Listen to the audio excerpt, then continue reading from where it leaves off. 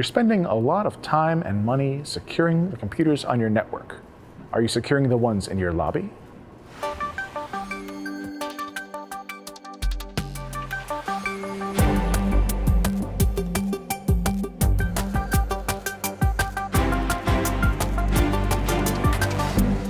So, Matt, you have a story about some vulnerabilities in kiosks. Can you tell us a little bit more? Sure. So this was some research done by the IBM X-Force Red team, actually by a couple of interns on that team, which makes their work even more impressive in my opinion. But they had decided to take a look at these kiosk systems that you might find in an office building. And they took a look at kiosks from 5 different companies and they found 19 different vulnerabilities in them. Oh, wow. Which is really something considering that some of these vulns are like data leakage, where if you go up to this thing and you know how to manipulate it, you can take a look at the database like in full, including stuff that probably shouldn't be in there and visible to a user, like driver's licenses.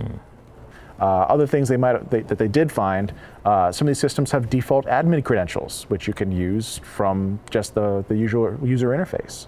So obviously you find what the admin credentials are and you can modify the system.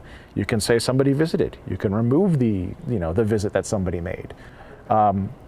Kiosk breakouts. So typically when you have a kiosk system like this, it's running Windows or some other system. These in particular were running Windows.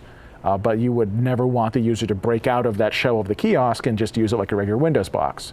Well, yes, some of these kiosks did have a kiosk breakout, which means you can get out and you can use the system with the same privileges that the kiosk software runs as.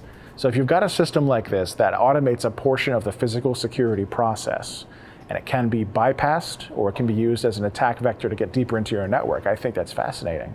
It's always interesting because you've got this system that ties directly into the physical access portion of security. It bleeds across the line, you know what I mean? So I always find this stuff kind of interesting. So some of the bugs have been patched. Not all of them have been patched at this point. So if you do have one of these systems, and I recommend you go read the article and find out if you do, patch when you can. Otherwise, if you can harden the system, do that. Definitely if you're using it in the out-of-the-box state with the default admin creds, it's time to change those admin creds to something that's not the default and preferably something strong.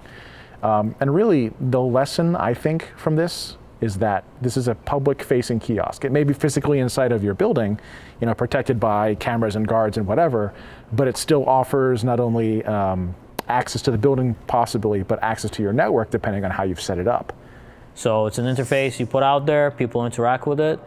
You kind of have assumptions about what you think they can or cannot do. Well, if somebody is able to come in and kind of circumvent you slightly, then that breaks your assumptions and you can have a security gap. As you were talking about doing breakouts, I recently had a chance to showcase, my breakout skills to some developers for like a Citrix application.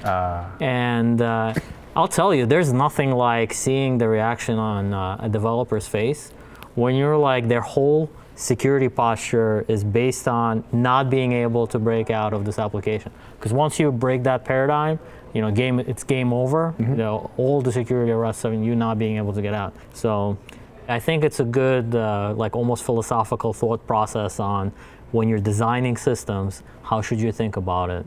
And then, it's a little bit sad that I'm not surprised by this, but deploying some of these things with default credentials, it's scary, but I guess it happens. I think the real big lesson is, again, anything that's public facing, whether that means facing the internet or facing some hooligans in your lobby, like you've got to make sure that you've spent time to prevent them from tampering with it.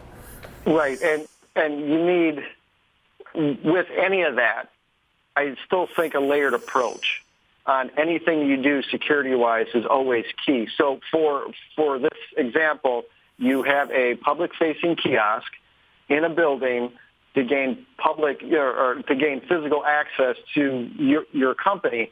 If you instill a layered approach, obviously everything's going to automation. So fine, automate the kiosks. Have some sort of physical human level of security, even if it's one person, just kind of in that lobby, kind of paying attention to everything, seeing if someone is taking literally 10 minutes at one of those kiosks trying to gain gain admin privileges or, messing around with the badge printing or any of those different aspects. You still need that layered approach to make sure that one's covering the other because of, there's always going to be vulnerabilities. There's always going to be, someone figuring out how to bypass something else. So you give them more obstacles, it's going to help with security in general. Absolutely. So I think it's another reminder for people who are making software that has a user base that is different from the people who are paying for it, that they may want to consider that these users might be malicious.